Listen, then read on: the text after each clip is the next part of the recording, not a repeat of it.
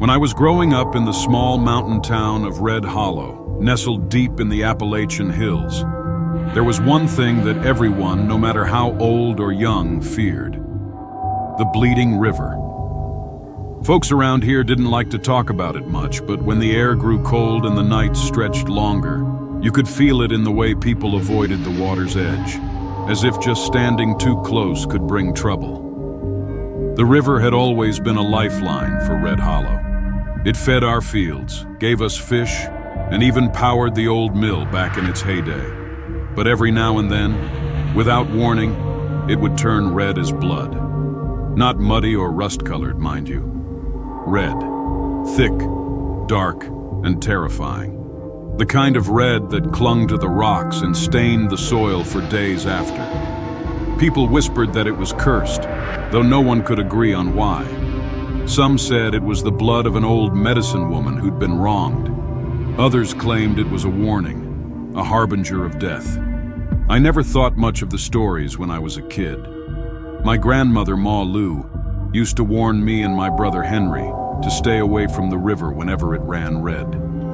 "That's no place for the living," she'd say, her voice low and firm. Ma Lou was one of the old-timers who knew the hills better than anyone.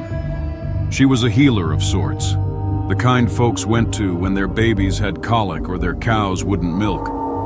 She'd talk about the river like it was alive, like it had a mind of its own. But Henry and I, being the restless kids we were, didn't always listen. It was a crisp October evening when it happened. I remember the way the wind blew through the holler, carrying with it the scent of damp leaves and wood smoke.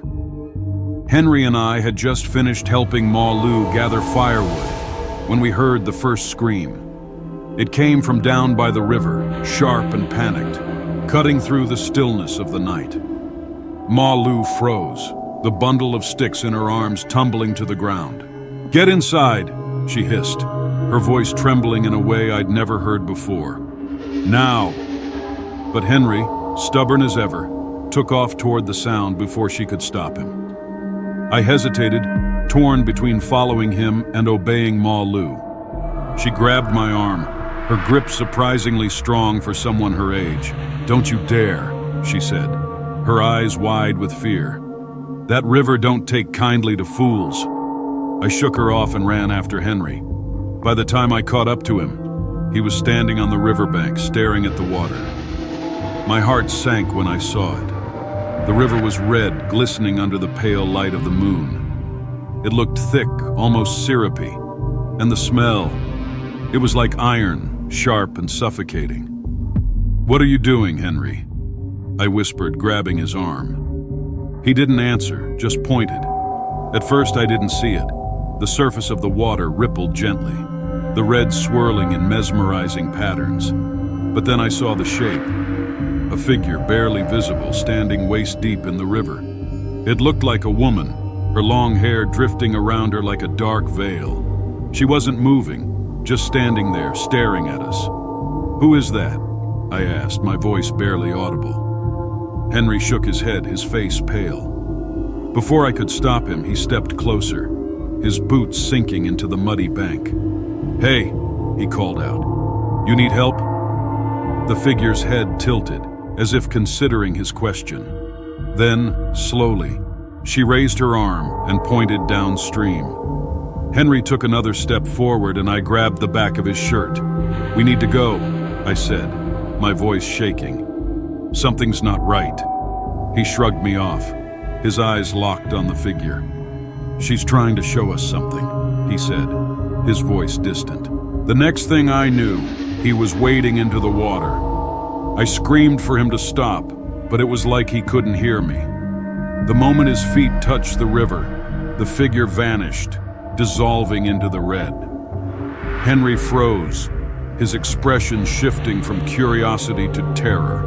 He tried to turn back, but his legs wouldn't move. It was like the river had him in its grip. Panicked, I grabbed a branch and extended it toward him. "Grab it!" I yelled. His hands were trembling as he reached for the branch, but before he could grasp it, the water surged, pulling him under. I screamed and dove in after him, the cold hitting me like a wall. The water was so thick it was hard to move, and the smell was overwhelming. I could barely see, but I felt something brush past me, something cold and slimy. I don't know how long I was in there, but it felt like an eternity. When I finally managed to pull Henry to the surface, he wasn't breathing. I dragged him to the bank, coughing and shivering, and started pounding on his chest. "Come on, Henry," I begged. "Don't do this." Finally, he coughed, spitting out what looked like blood. His eyes fluttered open, and for a moment, I felt relief. But then he whispered something that sent chills down my spine. "She's still there," he said, "watching." I looked back at the river, but it was empty. The red was already fading, washing downstream like it had never been there.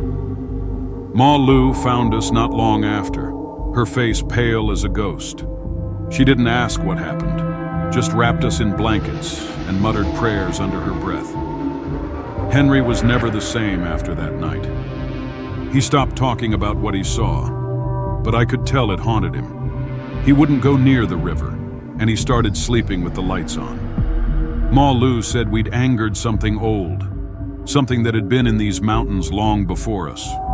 She made us carry iron nails in our pockets and hung dried herbs above every door and window. Years later, I moved away from Red Hollow, but I still think about the bleeding river. Every so often, I'll hear a story about it. A fisherman disappearing, a hiker finding strange footprints along the bank, and it all comes flooding back. I don't know what's out there, but I'll tell you this. If you ever find yourself in Red Hollow and the river starts to run red, stay far, far away. Some things are better left alone.